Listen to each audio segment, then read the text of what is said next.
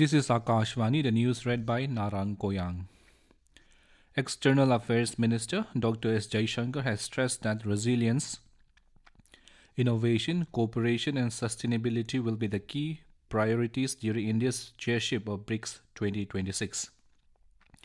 Speaking at the launch of logo, theme, and website for the BRICS summit, Jaishankar said these priorities will provide a coherent framework across the grouping's three foundational pillars: the political and security, economic and financial, and cultural and people to people exchanges.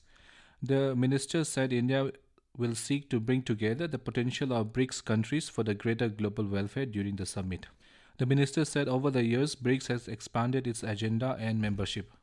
The Indian Army Chief General Upendra Dwivedi has said that Operation Sindoor was the best example of tri-services synergy with full freedom to act and respond. He said the operation remains ongoing and any misadventure by the adversary will be dealt with effectively. Addressing a press conference in New Delhi today, General Dwivedi said a clear decision to respond decisively was taken at the highest level following the Pahalgam terror attack. He said Operation Sindoor reset strategic assumptions by striking deep, dismantling terror infrastructure, and puncturing the long-standing nuclear rhetoric. The army chief said the armed forces successfully destroyed 7 out of the 9 targets and played a pivotal role in ensuring a calibrated response to Pakistan's actions. Defense Minister Rajnath Singh today addressed the inaugural ceremony of the multi-speciality Joint Services Medical Camp at Lakshadweep through video conference. Speaking on the occasion, the Defense Minister said this large-scale medical camp being organized by the Indian Navy highlights the government's commitment to bringing quality healthcare closer to citizens in remote areas. Home and Cooperation Minister Amit Shah has stressed that the country will emerge as the world's third largest economy by the end of next year.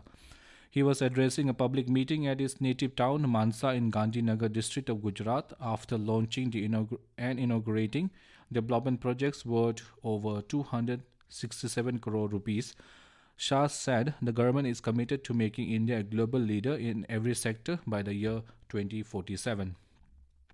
The National Investigation Agency has taken over the probe into the major illegal Bangladeshi immigration racket that was earlier being investigated by the Delhi Police Special Cell. Officials confirmed that the NIA has registered a fresh FIR after formally assuming charge of the case last week.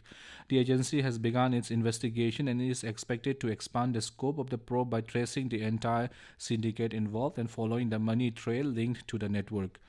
The takeover follows directions from the Ministry of Home Affairs to crack down on organized networks facilitating illegal immigration and posing potential security threats.